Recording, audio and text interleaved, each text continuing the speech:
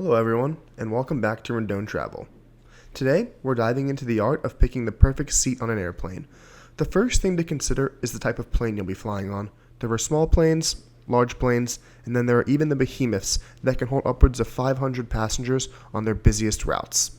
To illustrate this, let's take a routine flight between Philadelphia and Miami.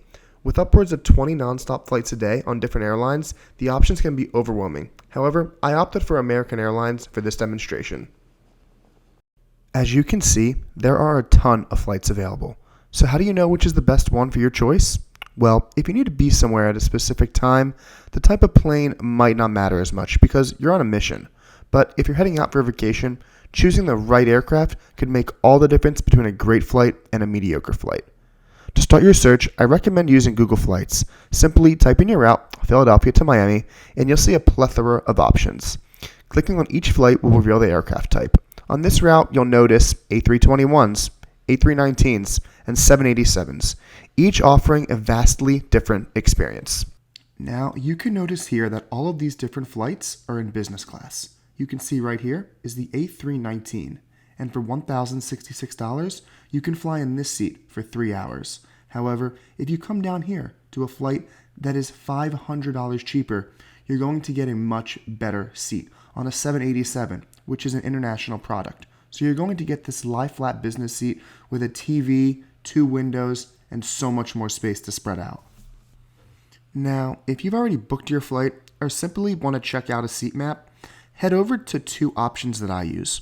One is Seats Guru, and the other is Aerolopa. Both platforms offer seat maps for various airlines and upcoming flights.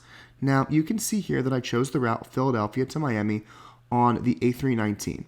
And you can see here that the cabin is laid out in a 2-2 configuration for business class and then a 3-3 configuration for the rest of the airplane in economy. Now we're going to head over to the 787, and you can see that this aircraft is much different than the A319. Business class is laid out in a 1-2-1 configuration with all seats getting direct aisle access, premium economy in a 2-3-2 configuration, and the rest of the plane in economy class is going to be in a 3-3-3 configuration. Now, if you take a look at these green, orange, and red dots on the seats throughout the plane, you'll be able to see different things. The green is a great seat, the orange is an okay seat, and the red is an avoid seat. Do not sit there. And going over these seats is going to give you the option of why it's like that and going to give you a little bit of a breakdown of why. Now, heading over to Aerolopa, you can see that this is much different than Seats Guru. What this is going to give you every type of aircraft that American Airlines or Air France or Air India has in their fleet. So for instance, they have the 787. And on here, it's just going to give you a breakdown of how the aircraft looks and its different configurations. It's not going to give you any sort of good, okay, or bad seat. It's also not going to give you any reviews or pictures that people have taken on the plane. Now, here's a bonus tip for those of you who stuck around until the end of the video.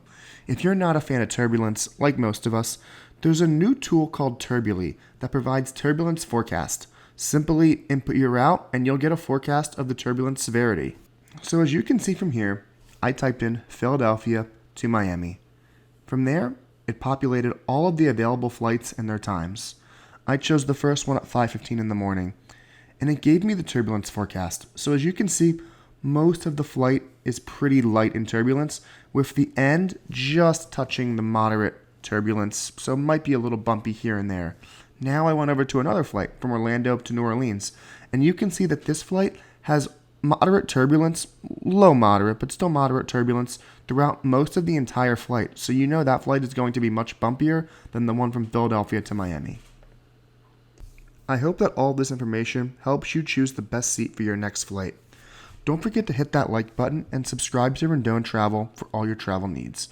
If you're ready to book your next trip, feel free to reach out to us. Thanks for watching.